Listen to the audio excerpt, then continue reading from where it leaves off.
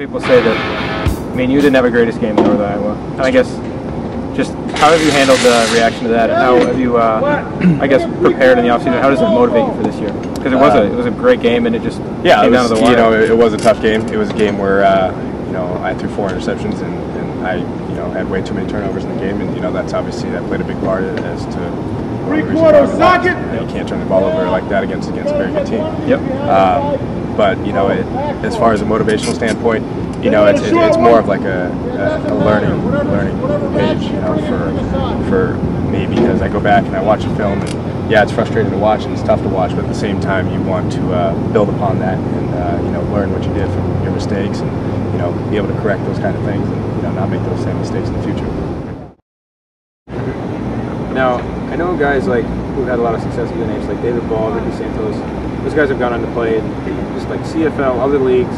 Right. Would you be interested in something that, or would you be more inclined to just try another kind of profession? I mean, I mean, I definitely would. I mean, I think playing in the CFL would definitely be something special. I think it's a way for you to continue playing football, not necessarily in the NFL, but it gives you a shot to be able to play, like I said, after college.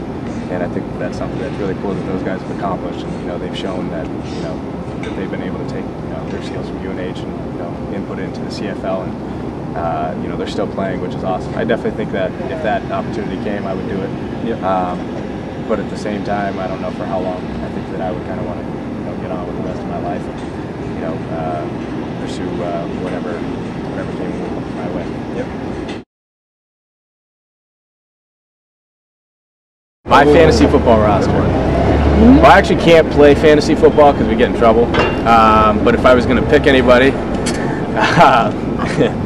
I would have to go with Drew Brees. He's a pretty solid, my team. He's a pretty solid quarterback as far as racking up yards and touchdowns and getting some pretty good wins. But until Tom Brady's really truly healthy, I don't know if I would really go to him. I've slipped and fallen on the ice a couple of times during the winter, right in front of Parkland Hall, coming down the steps. I'm not really used to the ice, and my freshman year, I didn't have boots because I didn't know necessarily that was yeah, right. I mean, come on, this kid, right?